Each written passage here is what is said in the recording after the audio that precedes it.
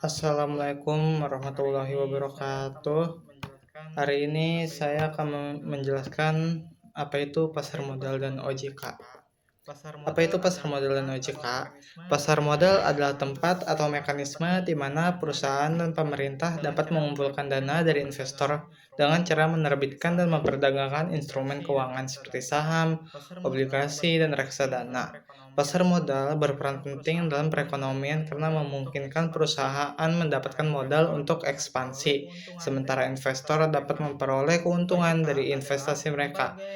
OJK adalah lembaga yang mengawasi dan mengatur sektor jasa keuangan di Indonesia, termasuk perbankan, pasar modal, dan industri keuangan non-bank seperti asuransi dan fintech.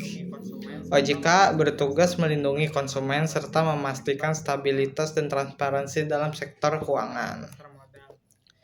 Kegunaan pasar modal. Sumber perdanaan. Perusahaan bisa mendapatkan dana dari investor untuk ekspansi, inovasi, atau operasional dengan menjual saham atau obligasi. Investasi dan keuntungan. Investor bisa membeli saham, obligasi, atau reksadana untuk mendapatkan keuntungan dalam bentuk dividen, bunga, atau capital gain.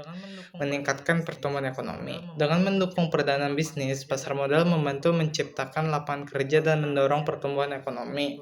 Transparansi dan likuiditas. Pasar modal memberikan tempat yang teratur dan transparan bagi investor untuk membeli dan menjual aset keuangan dengan likuiditas tinggi. Pemerataan dan kepemilikan perusahaan. Masyarakat bisa memiliki saham dalam perusahaan besar sehingga kepemilikan perusahaan tidak hanya dikuasai oleh segelintir pihak. Kegunaan OJK. Pengawasan dan regulasi. OJK mengawasi perbankan, pasar modal, dan industri keuangan non-bank untuk memastikan transparansi dan stabilitas keuangan.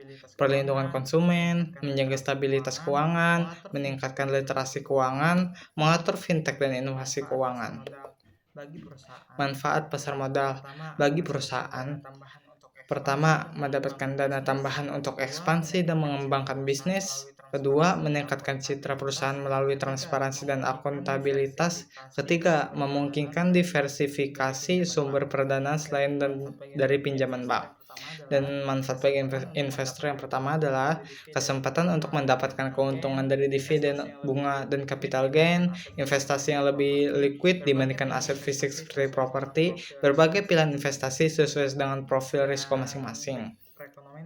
Dan bagi perekonomian adalah mendorong pertumbuhan ekonomi dengan mendukung pembiayaan perusahaan, meningkatkan kesempatan kerja melalui pertumbuhan bisnis yang didanai oleh pasar modal, dan yang ketiga, mengurangi ketergantungan perusahaan terhadap pinjaman bank sehingga stabilitas keuangan meningkat.